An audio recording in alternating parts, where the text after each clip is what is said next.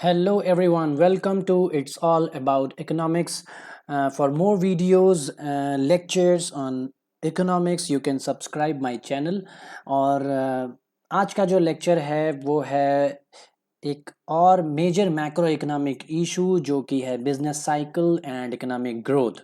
और जैसा कि हमने देखा कि लास्ट लेक्चर में हमने बात करी एक मेजर मैक्रो इकोनॉमिक इशू की, जो कि है आपका unemployment. Then we discussed determination of national income, हमने बात करी इन्फ्लेशन और प्रॉब्लम ऑफ स्टैगफ्लेशन की, और क्यों जो है वो ज़रूरी है इन सारी चीज़ों का डिस्कशन एक मैक्रो इकोनॉमिक फ्रेमवर्क को समझने के लिए। और इस पर्टिकुलर लेक्चर में हम देखेंगे कि बिजनेस साइकिल और इकोनॉमिक ग्रोथ और क्यों ये मेजर मैक्रो इकोनॉमिक इशू में शुमार हैं। और विदाउट वेस्टिंग मच टाइम हम आते हैं बिजनेस साइकिल्स पे। सबसे पहले हम समझने की कोशिश करते हैं कि बिजनेस साइकिल्स हैं क्या। बिजनेस साइकिल्स, जैसा कि आप यहाँ देख रहे होंगे कि मार्केट इकोनॉमीज़ की अगर हम बात करें तो हर मार्केट इकोनॉमी जो है उसने अपनी हिस्ट्री में देखा हुआ है कि उनके यहाँ बिजनेस साइकिल्स जो हैं वो आए हैं। ये जो बिजनेस साइकिल्स हैं वो हैं क्या एक्चुअली, जिनको हम ट्रेड साइकिल्स भी बोलते हैं। ये बिजनेस साइकिल्स जो हैं वो इकोनॉमिक ग्रोथ और डिक्लाइन के, यानी आपके एक्सपेंशन और कॉन्ट्रैक्शन के डिफरेंट डिफरेंट फेजेस हैं, अल्टरनेटिंग फेजेस हैं। और ये जो फेजेस हैं ये रिकरिंग हैं। रिकरिंग का मतलब ये है कि ये एक दूसरे को फॉलो करते हैं, ये एक आइडेंटिफिएबल पैटर्न बनाते हैं, और एक फेज जो है वो दूसरे फेज को फॉलो करता है। यानी इकोनॉमिक ग्रोथ जो है वो एक एक एक स्टेडी इकोनॉमिक ग्रोथ आपको देखने को नहीं मिलेगी। वो ग्रोथ जो होगी वो कुछ अप एंड डाउन्स के साथ होगी। वो ग्रोथ जो होगी वो आउटपुट और एम्प्लॉयमेंट के फ्लक्चुएशंस के साथ आपको देखने को मिलेगी। वो ग्रोथ आपको बूम और रिसेशन पीरियड्स के साथ देखने को मिलेगी। बूम और रिसेशन पीरियड से हमारा मतलब ये है कि जब इकोनॉमिक एक्टिविटीज़, एम्प्लॉयमेंट, ये सारी चीज़ें एक मार्केट इकोनॉमी में तेज़ी से बढ़ रही होती हैं तो हम उसको बूम बोलते हैं। और उसके विपरीत ऐसा समय जिसमें एम्प्लॉयमेंट में गिरावट आती है, जो आपकी ग्रोथ रेट है आउटपुट की उसमें गिरावट आती है, या ग्रोथ रेट जो है वो ज़ीरो या नेगेटिव हो जाती है, उस पीरियड को हम रिसेशन पीरियड बोलते हैं, या उस पीरियड को हम कॉन्ट्रैक्शन का पीरियड या डाउनफॉल का पीरियड बोलते हैं। तो जो बिजनेस साइकिल्स हैं ये हर एक मार्केट इकोनॉमी में आपको देखने को मिलेंगे। ये ट्रेड साइकिल्स हर एक इकोनॉमी में आपको देखने को मिलेंगे। और बिजनेस साइकिल्स हैं क्या? बिजनेस साइकिल्स अल्टरनेटिंग फेज़ हैं इकोनॉमिक ग्रोथ और डिक्लाइन के। यानी कभी आपको देखने को मिलेगा कि इकोनॉमी बहुत अच्छे से प्रोग्रेस कर रही है, लेकिन फिर कुछ ऐसी सिचुएशंस, कुछ ऐसे कॉजेज़ आते हैं जिनकी वजह से इकोनॉमी जो है वो कॉन्ट्रैक्ट करने लगती है, कॉन्ट्रैक्शन के फेज़ में आ जाती है, और डाउनफॉल आता है इकोनॉमी में। और फिर कुछ ऐसे इंसेंटिव्स इकोनॉमी को मिलते हैं जो कि इकोनॉमी को वापस रिकवरी की तरफ लेके जाते हैं, और रिकवरी के साथ साथ इकोनॉमी जो है वो अगेन एक्सपेंशन के पाथ पे होती है, और वो बूम का जो पीरियड होता है वहाँ तक पहुँचती है। तो ये एक पूरा एक साइकिल होता है, इसलिए हम इसको बिजनेस साइकिल बोलते हैं। और इसको अगर आप और समझने की कोशिश करें तो जब बूम का पीरियड होगा, यानी इकोनॉमिक एक्सपेंशन का पीरियड होगा, उस समय आउटपुट और एम्प्लॉयमेंट जो होगा वो बहुत तेज़ी से बढ़ रहा होगा किसी भी अर्थव्यवस्था में। जबकि रिसेशन का जो पीरियड होगा, यानी मंदी का जो समय होगा, वहाँ पे आउटपुट और एम्प्लॉयमेंट में जो है वो गिरावट आ रही होगी। यानी जो उत्पादन है, राष्ट्रीय उत्पादन, उसमें, और जो रोजगार, राष्ट्रीय रोजगार है, उसमें गिरावट देखने को मिल रही होगी। यही बिजनेस साइकिल्स हैं। और कोई भी इकोनॉमी, अगर हम खासकर मार्केट इकोनॉमीज़ की बात करें तो मार्केट इकोनॉमीज़ जो हैं वो एक स्टेडी ग्रोथ रेट पे ग्रो नहीं करती हैं। वो हमेशा जो है इन इन फ्लक्चुएशंस के साथ ग्रो करती हैं। और अभी हम देखेंगे आगे कि ये फ्लक्चुएशंस एक्चुअली हैं क्या ना। रिसेशन जो कि मंदी है, अगर ये मंदी और भी गहरा गई तो हम उसको डिप्रेशन बोलते हैं। तो डिप्रेशन जो है वो इकोनॉमिक डाउन टर्न के या स्लो डाउन के सीवियर पीरियड्स होते हैं। और आपने सुना होगा, हमने लास्ट कुछ लेक्चर्स में 1930s की महामंदी यानी ग्रेट डिप्रेशन की बात करी। तो ये वही ग्रेट डिप्रेशन है जब रोजगार और जो आउटपुट यानी उत्पादन था, खासकर वेस्टर्न जो डेवलप्ड इकोनॉमीज थी जैसे यूएस हो गई और यूके हो गई, यहाँ पर जो है वो बहुत तेज़ी से इनमें डाउनवर्ड फॉल देखने को मिला। और आपको मैंने एक एग्जांपल भी दिया था कि अनएम्प्लॉयमेंट की जो रेट थी वो 25% तक पहुंच गई थी यूएस में ड्यूरिंग दिस ग्रेट डिप्रेशन। तो ये डिप्रेशन जो होगा वो एक सीवियर पीरियड होगा रिसेशन का, यानी इसके बाद वो डिप्रेस जब इकोनॉमी होगी तो वो एक तरीके से गर्त की तरफ जा रही होगी, जिसको इंग्लिश में आप ट्रफ बोलते हैं। और ये भी हम देखेंगे फिगर के थ्रू कि एक्चुअल में ये है क्या। ये नाउ अब मेजर मैक्रो इकोनॉमिक इशू क्यों है ये इसलिए क्योंकि हमको यही देखना है कि ये जो साइकिल्स हैं इनके कारण क्या हैं, कॉजेज़ क्या हैं, क्यों ये बिजनेस साइकिल्स जो हैं वो आते हैं किसी भी मार्केट इकोनॉमी में, ये अप्स एंड डाउन्स किसी भी मार्केट इकोनॉमी में क्यों आते हैं। और यही एक मेजर और क्रूशल मैक्रो इकोनॉमिक इशू है। क्योंकि हमको जानना पड़ेगा कि मार्केट में या जो इकोनॉमिक एक्टिविटीज़ है उसमें फ्लक्चुएशंस क्यों आ रहे हैं, कब आ रहे हैं, और उनकी जो टाइम पीरियड है वो क्या है। यानी ये जो बिजनेस साइकिल्स हैं ये कितने समय के हैं, है ना। क्योंकि अलग अलग इकोनॉमी के लिए ये जो टाइम पीरियड है ये अलग अलग हो सकता है। कहीं पे जो है बिजनेस साइकिल हो सकता है 15-20 साल का हो, कहीं पे वो एक साइकिल जो है वो हो सकता है 5 साल 6 साल का हो। तो ये टाइम पीरियड भी डिफ़र कर सकता है। और ये सारी बातों को जानना इसलिए ज़रूरी है क्योंकि जब भी हम policy framework macro economic framework में पॉलिसीज़ अडॉप्ट करेंगे, कोई भी पॉलिसी जो है वो लागू करेंगे या बनाएंगे, तो हमको ये जानना बहुत ज़रूरी है कि ये साइकिल्स जो हैं कहीं हमारी जो पॉलिसी को जो है वो फेल ना कर दें, या हमारी पॉलिसी जो है कहीं वो इनइफेक्टिव ना हो जाए इन बिजनेस साइकिल्स की वजह से। तो जितना हो सके उतना फ्यूचर प्रेडिक्शंस अच्छे हों ताकि हमारी जो पॉलिसी है वो भी जो है अच्छी हो और वो भी जो है इफ़ेक्टिव हो। नेक्स्ट आते हैं फ्लक्चुएशंस जो भी हैं, ये जो फ्लक्चुएशंस हो रहे हैं इकोनॉमिक एक्टिविटीज़ में जिनको हमने बूम और रिसेशन की जो संज्ञा दी है, वो जो हैं कॉज़ कर रहे हैं, वो क्यों आ रहे हैं, उनके बहुत सारे कारण हो सकते हैं। हो सकता है उत्पादन उसका एक रीज़न हो सकता है, जो आपकी जो बाजार अर्थव्यवस्था है उसमें रोज़गार की स्थिति क्या है, एग्रीगेट डिमांड यानी आपकी जो कुल मांग है उस वो किस तरीके की है, आपकी रियल इनकम का लेवल क्या है, रियल इनकम और आपकी कंज्यूमर स्पेंडिंग क्या है, यानी आपके यहाँ मार्केट का जो कंजम्पशन का जो कंज्यूमर का जो एक क्वांटिटी है स्पेंडिंग की वो क्या है, यानी कंज्यूमर की प्रेफरेंस क्या है, कंज्यूमर का टेस्ट क्या है। तो ये सारी चीज़ें जो है डिपेंड करेंगी कि मार्केट में फ्लक्चुएशंस जो हैं वो किस तरीके के होंगे। और जैसा कि मैंने आपको बताया ये बिजनेस साइकिल्स को हम ट्रेड साइकिल्स भी बोलते हैं, व्यापार चक्र भी बोलते हैं, और इनको आर्थिक चक्र भी बोलते हैं, इकोनॉमिक साइकिल्स भी बोलते हैं। तो जो भी आपको टेक्स्ट बुक्स में देखने को मिले आप समझ सकते हैं कि business cycles, trade cycles, economic cycles अगर लिखा है तो we are talking about this thing only. अब मैक्रो इकोनॉमिक्स में अगर हम देखें तो मैक्रो इकोनॉमिक्स जो है ये इंटरेस्टेड होती है किसमें कि जो वेरियस हमारी इकोनॉमिक पॉलिसीज़ हैं, लेट्स सपोज हम we are talking about fiscal policy या मॉनेटरी पॉलिसी, तो ये जो वेरियस पॉलिसीज़ हैं ये किस तरीके से एक क्रूशल रोल प्ले कर सकती हैं इन बिजनेस साइकिल्स को कंट्रोल करने के लिए और इकोनॉमिक स्टेबिलिटी को अचीव करने के लिए। हम इकोनॉमिक स्टेबिलिटी की बात क्यों कर रहे हैं, क्योंकि हम चाहते हैं कि स्टेडी इकोनॉमिक ग्रोथ हो हमारी किसी भी इकोनॉमी के लिए। हर एक अर्थव्यवस्था चाहती है कि उनके यहाँ ग्रोथ रेट की एक जो दर मिल जाए वो उसमें ज़्यादा फ्लक्चुएशन ना हो। लेट्स सपोज हम इंडिया की बात कर रहे हैं तो we are targeting, let's suppose we are targeting 7 to 8% growth rate in GDP. और अगर हम 7 to 8% की बात कर रहे हैं और हो सकता है कि ये 7 to 8% जो है उसमें बहुत ज़्यादा फ्लक्चुएशंस आ रहे हैं quarter to quarter, financial year में के क्वार्टर 1 में, फाइनेंशियल ईयर के किसी भी फाइनेंशियल ईयर के क्वार्टर 2, क्वार्टर 3, क्वार्टर 4 में अगर हम देखें ग्रोथ रेट में बहुत ज़्यादा फ्लक्चुएशंस हैं, इसका मतलब कि वहाँ पे जो है वो इकोनॉमिक स्टेबिलिटी उस लेवल की नहीं है।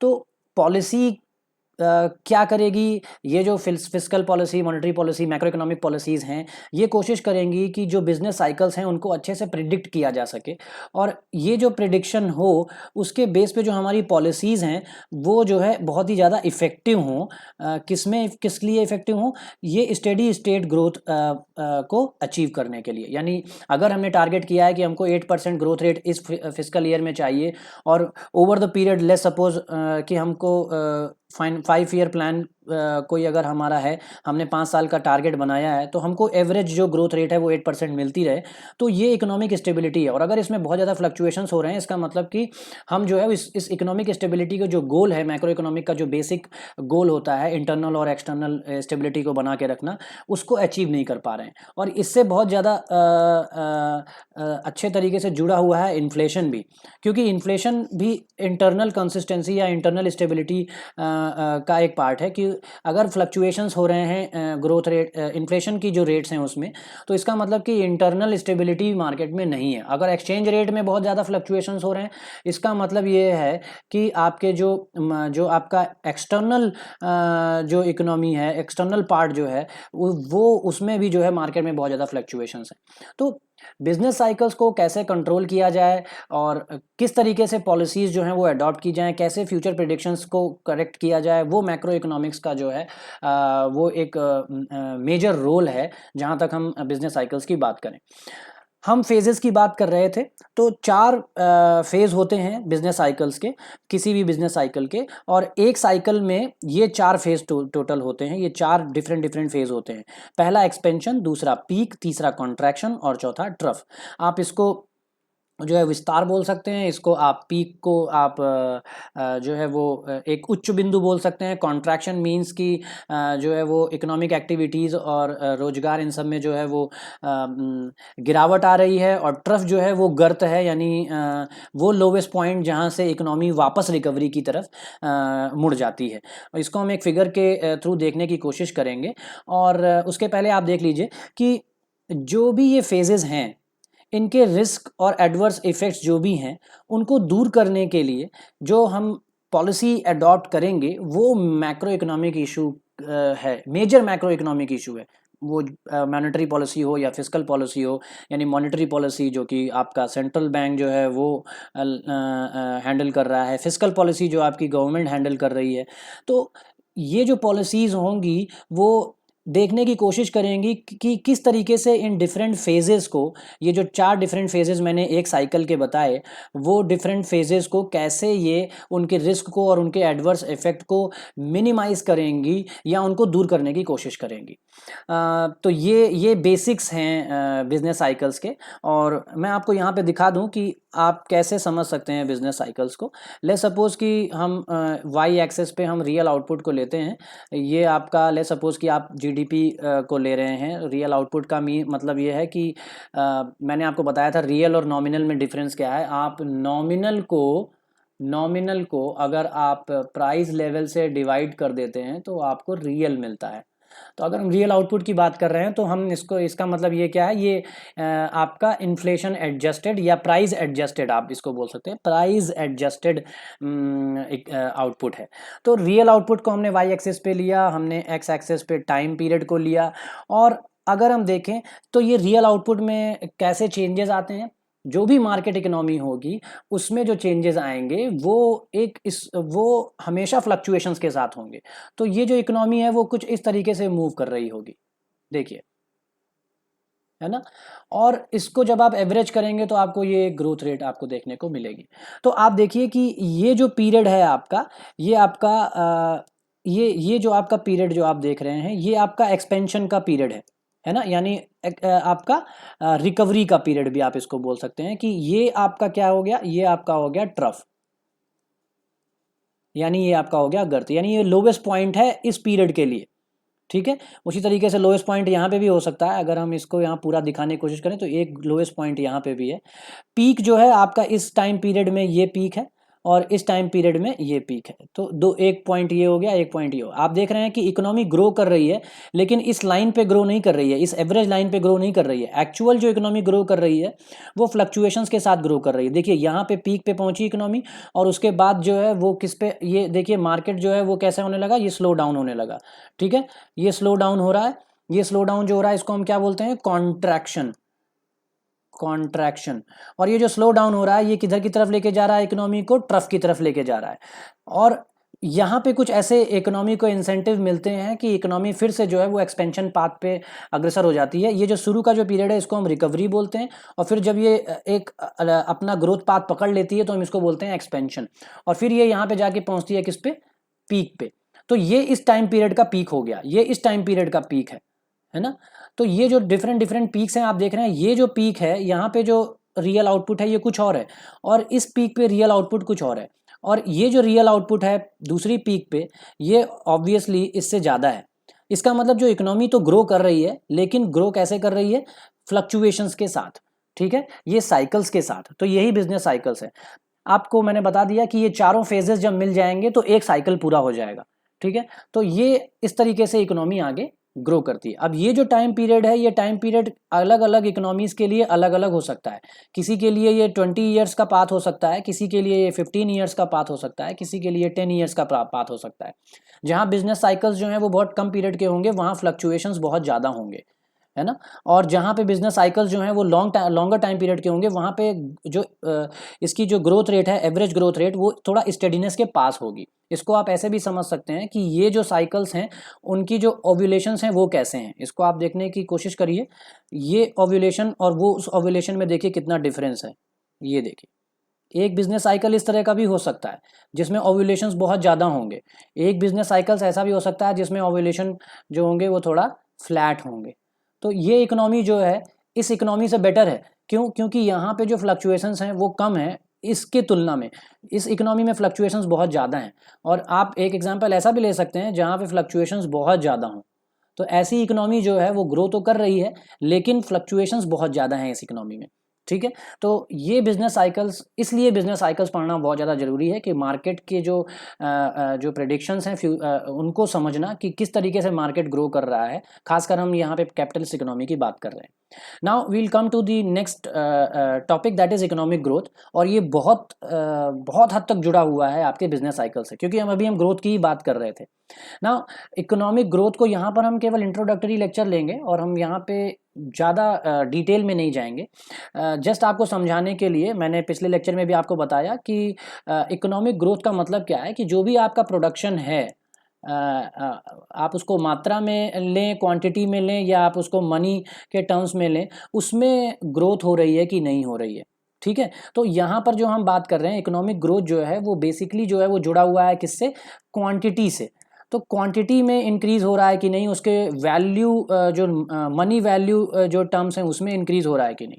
हो सकता है कि केवल मनी वैल्यू में ही इंक्रीज हो जाए इन्फ्लेशन की वजह से, तो हम उसको इकोनॉमिक ग्रोथ नहीं बोल सकते। तो इकोनॉमिक ग्रोथ जो है वो किस पे बेसिकली डिपेंड कर रहा है, क्वांटिटी पे। आपके यहाँ जो है गुड्स या सर्विसेज की जो प्रोडक्शन है वो कितनी तेज़ी से बढ़ रहा है, उसमें पिछले साल की तुलना में इस साल कितना तेज़ी से वृद्धि हुई। लेट्स सपोज एक सिंपल मैं आपको एग्जांपल दूं। मान लीजिए कि फाइनेंशियल ईयर 2021-22 में हम मानते हैं कि हमारे जो इकोनॉमी थी वो 2.5 ट्रिलियन डॉलर की थी, और अगले साल 2022-23 में ये जो इकोनॉमी है वो ले सपोज कि 3 ट्रिलियन डॉलर की हो जाएगी। तो इसमें इंक्रीज़ कितने का हुआ, 0.5 ट्रिलियन डॉलर का। और इसकी ग्रोथ रेट आप कैसे निकालेंगे, ग्रोथ रेट निकालने का सिंपल फॉर्मूला है आपका। अगर आपको ग्रोथ रेट निकालना है तो आप क्या करते हैं, फाइनल माइनस इनिशियल जो भी आपका था, और डिवाइडेड बाय इनिशियल, यानी बेस क्या होगा उसका, इनिशियल लेवल का। यहाँ पे फाइनल क्या है, ये वाला ईयर जो बाद का है, इनिशियल क्या है, पहले वाला ईयर, और यहाँ इनिशियल क्या है, ये पहले वाला ईयर। और अगर आप परसेंटेज टर्म में चाहते हैं तो इसको 100 से मल्टीप्लाई कर दीजिए। तो आप देखिए ग्रोथ रेट क्या आ जाएगी आपकी, आपका फाइनल क्या था, सॉरी 3 ट्रिलियन, माइनस इनिशियल क्या था 2.5 ट्रिलियन डॉलर, और उसको आप डिवाइड कर दीजिए किससे, आपका इनिशियल यानी 2.5 ट्रिलियन डॉलर से। तो आप देखेंगे 0.5 डिवाइडेड बाई 2.5, और ये आपका आ गया इंटू 100 अगर आप करेंगे तो परसेंटेज में आ जाएगा, तो ये आपका 20% की ग्रोथ रेट आ गई। तो over this financial year you have got a growth rate of 20%। इस तरह से आप निकाल सकते हैं कि जीडीपी की जो ग्रोथ रेट है वो आपके यहाँ क्या है। ऐसे ही हम 7 to 8% की जो ग्रोथ है वो इसी तरीके से निकाली जाती है। तो इकोनॉमिक ग्रोथ क्या है? इकोनॉमिक ग्रोथ को हम जब भी कॉन्सेप्ट लेते हैं तो हम लॉन्ग टर्म पर्सपेक्टिव लेते हैं, यानी एक कोई भी इकोनॉमी वो स्टेडिली इंक्रीज कर रही हो over a long period of time, यानी उसकी नेशनल इनकम या उसकी पर कैपिटा इनकम जो है वो स्टेडिली ग्रो करने पे लगी हुई हो, भले ही वो फ्लक्चुएशंस के साथ ग्रो कर रही हो, लेकिन ग्रो कर रही हो। और पर कैपिटा इनकम आप कैसे निकालेंगे? जो भी आपकी नेशनल इनकम होगी आप अपनी उस समय की जो पॉपुलेशन है उससे डिवाइड कर देंगे तो आपका पर कैपिटा इनकम निकल आएगा। नाउ इकोनॉमिक ग्रोथ को और आप आगे देखें, समझने की कोशिश करें तो आप देख सकते हैं कि जो भी प्रोडक्शन है उसी को हम ग्रोथ के टर्म्स में ले रहे हैं। तो जो प्रोडक्शन आपका है वो बेसिकली जो है वो किस पे डिपेंड कर रहा है? अगर हम वाई से डिनोट कर रहे हैं तो प्रोडक्शन जो है वो फंक्शन किसका है? फिजिकल कैपिटल का, हम उसको के से डिनोट कर सकते हैं। ह्यूमन कैपिटल का हम उसको एल बार से डिनोट कर सकते हैं। एल तो लेबर हो गया। ह्यूमन कैपिटल मींस कि ऐसा आपका लेबर जो कि स्किल्ड है, जो कि एजुकेटेड है, उसको हम ह्यूमन कैपिटल बोलते हैं। प्लस आप देख सकते हैं इसमें कि टेक्नोलॉजिकल एडवांसमेंट किस तरीके का हो रहा है ना। और इन सारी चीज़ों को मिला करके प्लस नेचुरल रिसोर्सेज आपके पास क्या है, तो ये आपका जो प्रोडक्शन है और जो आपका आउटपुट है वो डिपेंड करेगा डिफरेंट डिफरेंट आपके रिसोर्सेज पर। तो ये बेसिक रिसोर्सेज हो गए, और भी बहुत सारे रिसोर्सेज है, एंटरप्रेन्योरशिप है ना। और इसको आप देख सकते हैं कि जो आपका अवेलेबिलिटी है इन रिसोर्सेज की उसके ऊपर डिपेंड करेगा कि आपके यहाँ आउटपुट क्या होगा। अब एक और चीज़ बहुत ज़्यादा ज़रूरी है, savings and investment. Saving and investment जो है वो प्रोडक्टिव कैपेसिटी को बढ़ाने के लिए या आउटपुट को बढ़ाने के लिए बहुत ज़्यादा ज़रूरी हैं, और ये इसेंशियल एलिमेंट्स हैं। क्यों क्यों मैं बता दूं आपको, क्योंकि जो आपको फिजिकल कैपिटल यहाँ मिल रही है वो कहाँ से मिलेगी? वो इन्वेस्टमेंट से ही मिलेगी। और इन्वेस्टमेंट आपके पास कहाँ से आएगा? इन्वेस्टमेंट आपके पास आएगा सेविंग्स से ही। तो जो भी आपकी जो इकोनॉमी में हाउस होल्ड्स हैं, जो आपके यहाँ फर्म्स हैं, वो उनकी जो जो एसेट्स हैं वो इन्वेस्टमेंट की तरफ अगर मूव नहीं हो रही हैं तो आपकी इकोनॉमी को ग्रो करने में बहुत प्रॉब्लम होगी। जैसा कि आपने क्लासिकल फ्रेमवर्क में हम अभी देखेंगे आगे, वहाँ पर हम क्या मानते हैं कि जितनी भी सेविंग्स होती भी हैं, अगर हाउस होल्ड्स कोई सेविंग कर भी रहा है तो वो सारी की सारी सेविंग्स पूल हो करके, चाहे वो कमर्शियल बैंक्स के थ्रू हो या कैसा भी मॉनेटरी सिस्टम हो, उसको उसके थ्रू पूल हो करके इन्वेस्टमेंट में जाती है। और अगर सेविंग्स के बराबर इन्वेस्टमेंट नहीं होती है तो आपकी जो ग्रोथ है वो पहले की तुलना में कम हो जाएगी। यानी अगर आपकी सारी की सारी सेविंग्स इन्वेस्टमेंट में नहीं जा रही है तो ऑब्वियस है कि आपका जो सर्कुलर फ्लो है इनकम का उसमें कुछ ना कुछ लीकेज है। इसलिए बोलते हैं कि savings and investments are very important. जो खासकर डेवलपिंग इकोनॉमीज़ के लिए ये बहुत ज़्यादा इंपॉर्टेंट है, जो डेवलपिंग इकोनॉमीज़ हैं या जो आपकी अंडर डेवलप्ड इकोनॉमीज़ हैं, क्योंकि उनके पास इन्वेस्टमेंट्स फिजिकल कैपिटल की जो है वो डेफिशिएंसी है, वो प्रॉब्लम है। तो उनके पास फिजिकल कैपिटल आएगा कहाँ से? अगर वो दूसरे देशों पर डिपेंड हो जाएंगे तो उनको प्रॉब्लम क्रिएट हो सकती है उनसे नेगोशिएशंस करने में, और उनको heavy rate of interest payment करना पड़ सकता है। तो सबसे अच्छा साधन क्या है कि अपने देश में सेविंग्स को बढ़ाना, और सेविंग्स को बढ़ाने के लिए आप पॉलिसी इनिशिएटिव्स ले सकते हैं कि किस तरीके से आपकी इकोनॉमी में सेविंग्स को इंक्रीज किया जा सकता है और कैसे इन सेविंग्स को पूल करके इन्वेस्टमेंट की तरफ डाइवर्ट किया जा सकता है। To guarantee that the increased productive capacity is fully utilized, aggregate demand must rise sufficiently। और ये इसकी बात कीन्स ने बहुत जोर दे के करी कि आपके यहाँ एग्रीगेट डिमांड जो है वो साथ साथ में इंक्रीज होना बहुत ज़रूरी है। अगर आपके यहाँ प्रोडक्टिव कैपेसिटी बढ़ रही है लेकिन आपके यहाँ एग्रीगेट डिमांड नहीं बढ़ रही है तो प्रॉब्लम किसकी आएगी? प्रॉब्लम आएगी आपके यहाँ रिसेशन की। बिना बिका माल पड़ा रहेगा, यानी प्रॉब्लम आएगी किसकी? ओवर प्रोडक्शन की। प्रॉब्लम आएगी किसकी? आपका जो रिसोर्सेज हैं उनका यूटिलाइजेशन अच्छे से नहीं हो पाएगा। क्यों? क्योंकि एग्रीगेट डिमांड अगर नहीं होगी, अगर मार्केट में डिमांड नहीं है, इफेक्टिव डिमांड नहीं है, तो जाहिर सी बात है नेक्स्ट फाइनेंशियल ईयर जो भी होगा उसमें फर्म्स जो हैं वो ट्राई करेंगी कि ज़्यादा उत्पादन ना किया जाए, क्योंकि उनका पहले का ही उत्पादन अभी बिका नहीं है, और वो ले ऑफ करेंगे, लोगों को काम से बाहर निकालेंगे। तो उससे जो है एग्रीगेट डिमांड जो है वो और नीचे गिरेगी, जैसा कि हमने क्लासिकल फ्रेमवर्क में देखा।